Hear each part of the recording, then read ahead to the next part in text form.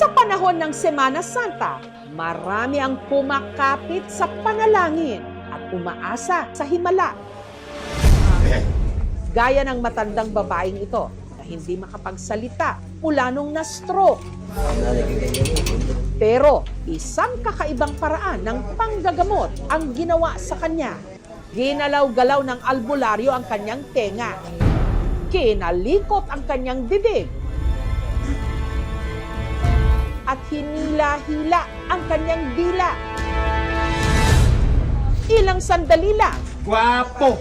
Wapo. Maganda. Maganda. bigla siyang nakapagsalita. I love you. I love you. Ang pasyente namang ito na iika-ikang maglakad dahil din na stroke. Tapos dila. Where are you, Tit? Matapos hilahin ng manggagamot ang kanyang dila, Nag-deal kami. Pumapalakad ko sa at magsalita, magkikiss sila ng asawa niya daw. At magsasabi, I love you, mama, sorry. Ayun, tuloy-tuloy pagaling mo, maging maayos ka karamdam mo, bigyan lakas at tos mahabang buhay. at dasalan, Pangalan ng asawa mo? Maria Cristina. Oh. Galing. hindi lang daw nakapagsalita. Tayo nga. Kailan mo pa ito naging anak na? Oh, lakad. Himala pang nakapaglakad ng hindi gumagamit ng tungkod. Ano ma'am, kanina makaganyan sa hindi. Oh, ano sabihin mo sa kanya? Okay na. No. Love you. May kasamang First treatment ka lang yun, nakalakad na.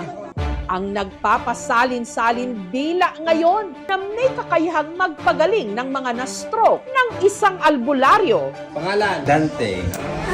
maituturing nga bang milagro? Librado. Librado. Oh, yun.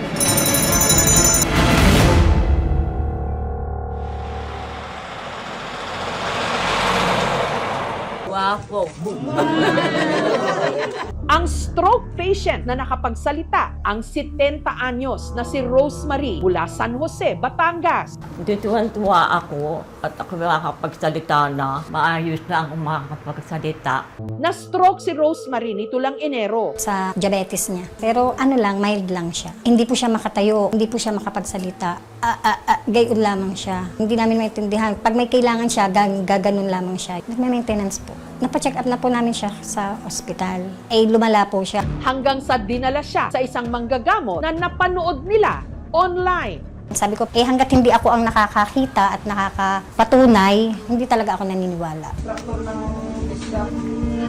Nung nasaksihan ko nga po, nung amaman ang ginamot, saka ako na kasi ako na mismo yung nakakita. I love you. Dito naman sa Laguna nakatira ang isa pang pasyente. Tayo nga. Kailan mo pa ito naging anak na? Oh, lakad.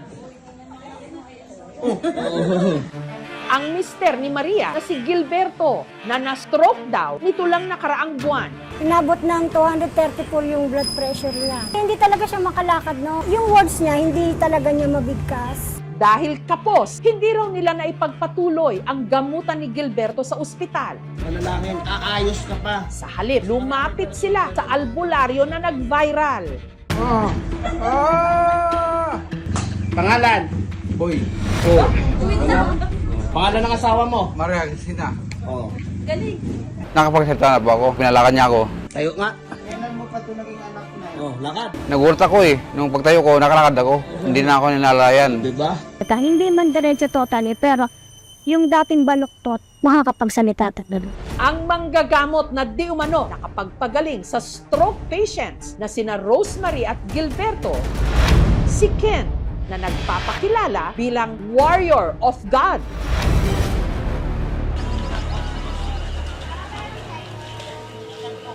Alas 7 pa lang ng umaga, mahaba na ang pila ng mga pasyente.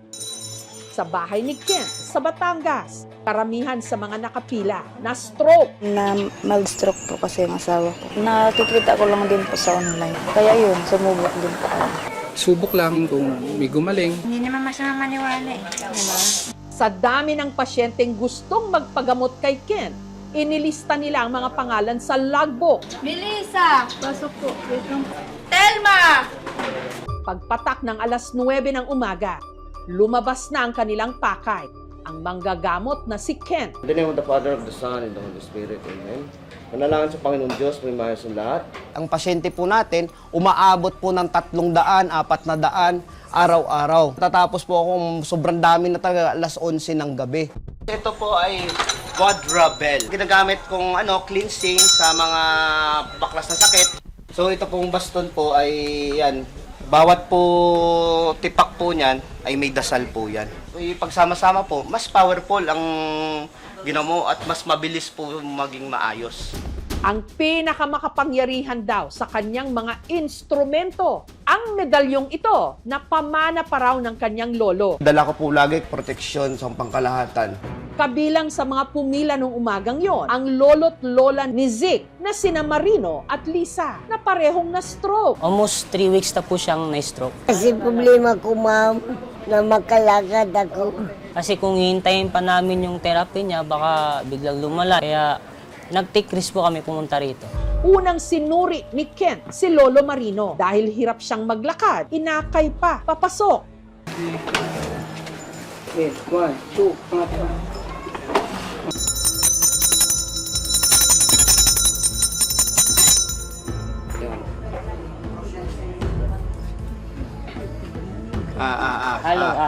Bukas mo to, bukas mo to. Bukas mo to. May blood clot din siya. Ayaw po ng patient ng magpahatak ng dila.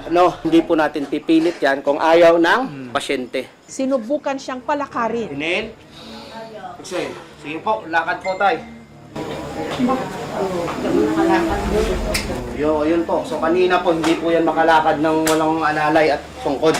Lakad po tayo. Na-shock po kami. Halos kanina, alalay po talaga eh. Ngayon, di na kailangan. Excited na nga po mo eh. No, saglit lang. Saglit lang. Sunod na ginamot ni Ken si Lola Lisa. Pero dahil namamanas ang kanyang mga paa, hindi pa raw ito pwedeng gamutin. Dadasalan po natin para umokay at malunasan po ang pagmamanas niya. So titignan natin na sa pagbalik nila, umokay ang manas. Gayunman, ang problema naman daw ni Lola Lisa sa pagsasalita, kaya niya raw remedyohan. Relax po ang bibig. Isa pa. Relax lang. I-relax mo lang para hindi masakit. Hanggang sa ang kanyang pagsasalita. Ilan taong ka na? 60 years old. Oh, yun. Pangalan mo? Buong Isairo na Torillo. Biglang umayos. Marino. Marino. I love you. I love you. Marino. Marino. Ilang taon na si tatay? 67. Salamat po. Imbis na tabihin ang dila ko, hindi na. Si Ken nagmula raw sa pamilya ng mga manggagamot. 9 years old pa lang po ako, marunong na po ako namana po hanggang nadala ko po. Kaya hinihila po natin para makasalita ng ayos o mag-release po ang mga naipit na ugat sa tang nila. Inhale, exhale. Kinakapa po natin na maayos ang mga bones nila. Minamassage ko o tinatherapy ko mabuti. Dahil naging word of mouth daw ang estilo niya ng panggagamot. Relax mo, relax. Inhale. Si Ken, naimbitahan din ng iba niyang mga pasyente abroad. Wala naman tayong ginawa, di ba? Pagpag mo. Pagpag mo. Pero tagal sa dila, kubero sa dila. Grabe. Tagal. Hindi po ako nag-aral sa therapist na any medical course. Kung gifted ka po na binigay ng Panginoon Diyos, may mga gumagabay sa'yo kung ano ang tama na gagawin mo. Ang panggagamot po natin ay walang bayad. Diyan po may donation box po tayo, pero hindi po yan sampilitan. Pag ang lahat po na nakolekta po namin sa donation, ay binibigay po namin charity. Pero paglilinaw ni Ken, hindi lahat ng may sakit kaya niyang gamutin. Gaya ng kaso ng pasyente niyang si Marlon na na-stroke din. Dumayo pa mula Dasmariñas, Cavite. Nagpapacheck up siya, pero hindi siya nagpapatherapy kasi nag-inquire nga ako sa therapy, ang mahal nga. 1,000 to 2,500 daw ang per session. Dito, itatry namin yun nga, pag baka biglang gumaling siya.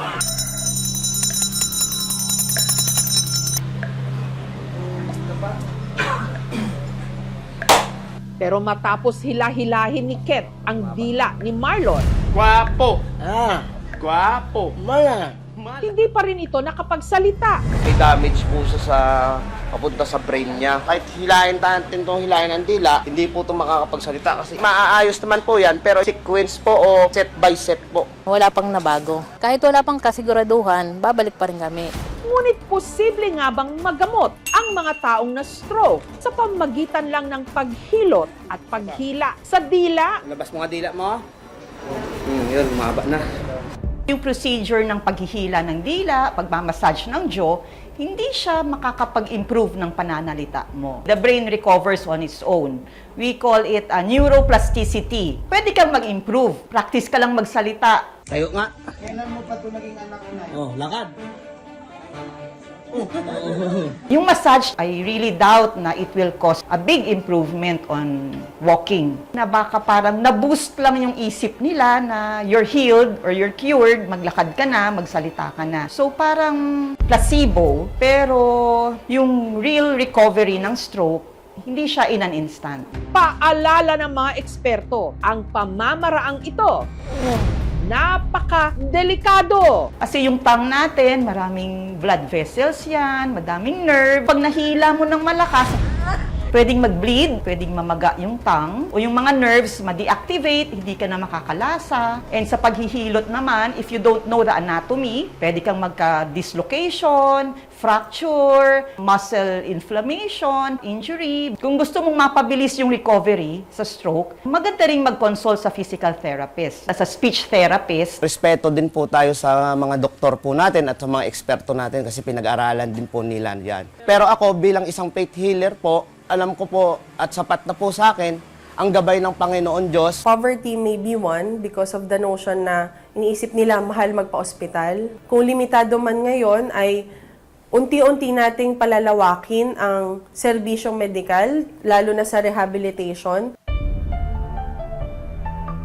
Ngayong Kwaresma, kung kailan marami ang naghahangad ng milagro. Oh, lakad. At kumakapit sa kanilang pananampalataya, umaasa ang marami na balang araw ang ating kalusugan hindi na kailangang iasa pa sa himala. I love you. I love you.